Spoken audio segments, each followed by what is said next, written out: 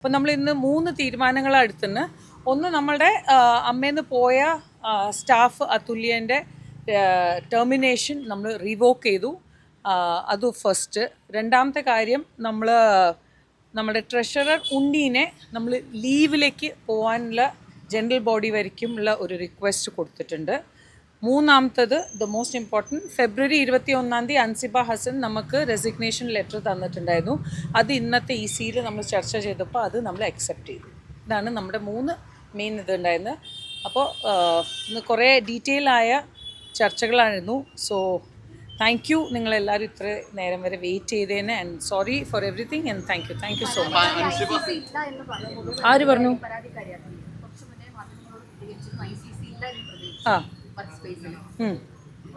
അല്ല, ICC ഉണ്ട്.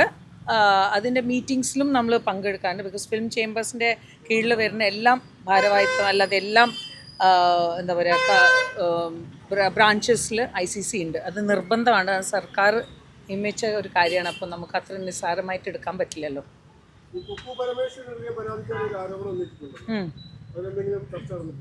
എല്ലാം ചർച്ച നടന്നു. അതിൻ്റെ കാര്യത്തിലാണ് നമ്മൾ ടെർമിനേഷൻ റിവോക്ക് ചെയ്തത്.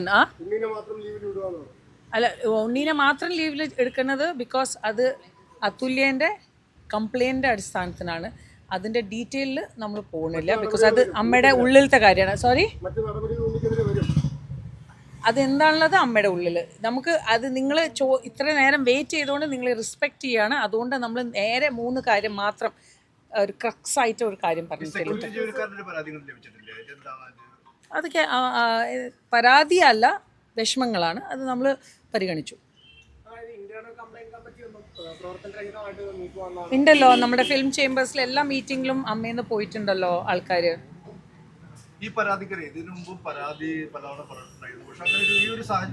നമുക്ക് EC മീറ്റിങ്ങിലാണ്. നമ്മളുടെ ബൈലോ പ്രകാരം EC ആണ് നമ്മളുടെ എല്ലാം.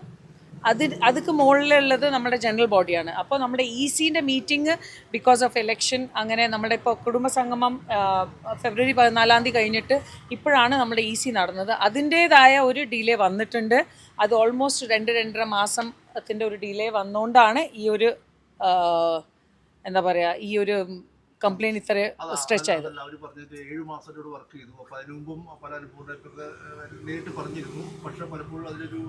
മറുപടി വരെയിരുന്ന ആക്ഷൻ ഉണ്ടായില്ല എന്നുള്ളതാണ് പറഞ്ഞത്. 7 മാസമേ ആയുള്ളൂ ഒരു വർക്ക് ചെയ്യാൻ തുടങ്ങിയിട്ട്. പരാതിപ്പെടല്ലേ വന്നേ?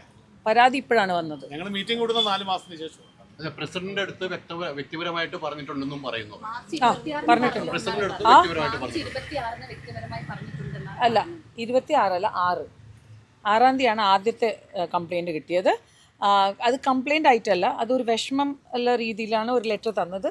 അത് അന്ന് ഞാൻ പറഞ്ഞിട്ടുണ്ടായിരുന്നു അടുത്ത EC മീറ്റിങ്ങിൽ നമുക്ക് പരിഗണിക്കാം. ആ മീറ്റിംഗാണ് ഇന്ന് നടന്നത്.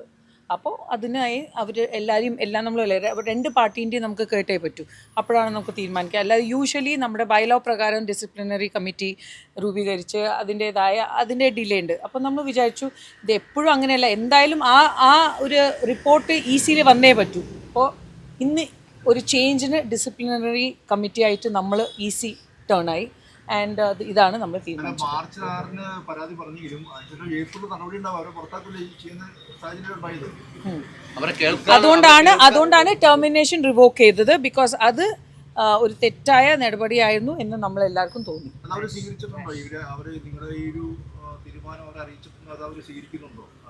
സോറി, നിങ്ങളുടെ തീരുമാനം അതുല്യ അറിയിച്ചിട്ടുണ്ടോ? അത് അവര് സ്വീകരിക്കും. നമ്മളിതാ മീറ്റിംഗ് കഴിഞ്ഞു, തിരിച്ചു വന്നു, നിങ്ങളോട് പറയുന്നു. എനിക്ക് തോന്നുന്നു നിങ്ങൾ വഴി അവരറിയും. നമ്മൾ എന്തായാലും ഒഫീഷ്യലി ആയിട്ട് അവരോട് പറയും. ഒരു കമ്മിറ്റി അറിയാതെ ഈ ഒരാളെ ടെർമിനേറ്റ് ചെയ്യാൻ പറ്റുമോ? എന്നാലും IC കമ്മിറ്റിയിൽ എക്സിക്യൂട്ടീവ് കമ്മിറ്റി തീരുമാനമാണ്. ഈ 2 വ്യക്തികൾ അവരെ ടെർമിനേറ്റ് ചെയ്യുന്ന നടപടി തികച്ചും തെറ്റാണെന്നുള്ളതാണ് ബോധ്യപ്പെട്ടിരുന്നു. അതെ, അങ്ങനെ ചെയ്യാൻ പാടില്ല. എന്തും കമ്മിറ്റിയിൽ ആലോചിച്ച് വേണമല്ലോ ചെയ്യാൻ. അതിനെതിരെയാണ് ഇപ്പോൾ ഇത്തരമൊരു നടപടിയിലേക്ക് പോയിരിക്കുന്നത്. ഉണ്ണീഷ്പാലിനെ മാറ്റി നിർത്തുന്നു. കുക്കുവിന്റെ കാര്യത്തിൽ വേറെ തീരുമാനത്തിലേക്ക് പോകുന്നു. കുക്കുവിന്റെ കാര്യം ഇതില്ല. അത് ഉണ്ണീന്റെ പ്രശ്നം ഉണ്ണിയും അതുല്യന്റെ ഇടയിലായിരുന്നു. ആൻഡ് ബാക്കി നമ്മുടെ കോടതി ജനറൽ ബോഡിയാണ് തീരുമാനം. അൻസിബയുടെ ഇതും സ്വീകരിച്ചിട്ടുണ്ട്. അത് പേഴ്സണൽ ആൻഡ് പ്രൊഫഷണൽ റീസൺ ആണ് അവൾ തന്നത്. സാധാ സിമ്പിൾ. ഫെബ്രുവരി 21 അവൾക്ക് കുറേ കമ്മിറ്റ്മെൻറ്റ്സ് ഉണ്ട്, വരാൻ പറ്റില്ല. അപ്പോൾ ഒരു പേഴ്സണൽ, ബിക്കോസ് ഇതൊരു വോളണ്ടറി ജോബാണ്. ഒരു മെമ്പർ എന്ന നിലയിൽ നമുക്കൊരു എന്താ പറയുക ഫുൾ ടൈം കൊടുക്കാൻ പറ്റിയില്ലെങ്കിലും ഇവിടെ അറ്റൻഡ് ചെയ്യാൻ പറ്റിയില്ലെങ്കിലും ആ കുട്ടിക്ക് എന്തായാലും അപ്പോൾ ആ ഒരു റിക്വസ്റ്റ് ഉണ്ടായിരുന്നു.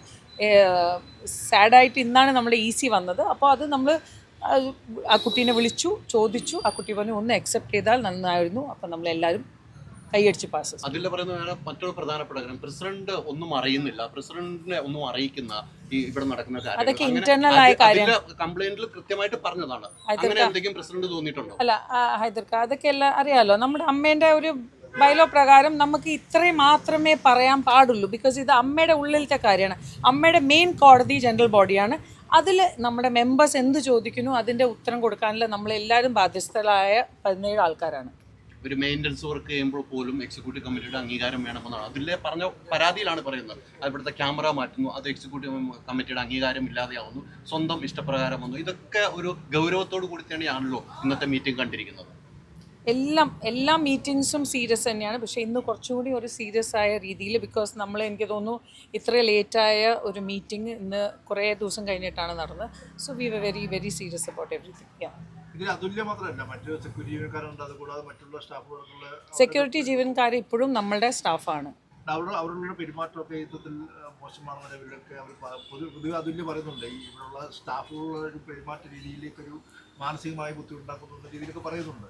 അതൊക്കെ നമ്മളിപ്പോൾ ഓൾറെഡി പരിഗണിച്ചു. ഇനി അടുത്ത സ്റ്റെപ്പ് എന്താണെന്ന് നമ്മൾ അത് അതിൻ്റെതായ രീതിയിൽ നമ്മൾ പറയും. സെക്യൂരിറ്റി വളരെ വിഷമത്തോടുകൂടിയാണ് ശ്വേതാമേനോൻ പ്രസിഡന്റിനെ വിശ്വസിച്ചാണ് കത്ത് തന്നിരുന്നത്. കുറേ ദിവസമായി കത്ത് തന്നിട്ട്, പക്ഷേ പ്രസിഡന്റിനുള്ള വിശ്വാസമാണ് സെക്യൂരിറ്റി കാണിച്ചത്. അദ്ദേഹത്തിന് ഇംഗ്ലീഷ് അറിയില്ല, അതിൽ വിശദമായിട്ട് എഴുതിയിട്ടുണ്ട്.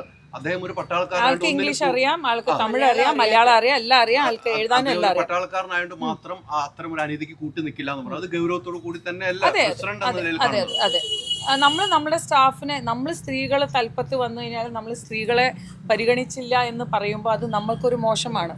അപ്പോൾ അതുകൊണ്ട് നമ്മളിതെല്ലാവരും ഇന്ന് ആക്റ്റീവ്ലി പാർട്ടിസിപ്പേറ്റ് ചെയ്ത് ഈ ഒരു മീറ്റിങ്ങിൽ ഇങ്ങനെ ഒരു തീരുമാനത്തിലാണ് വന്നത്.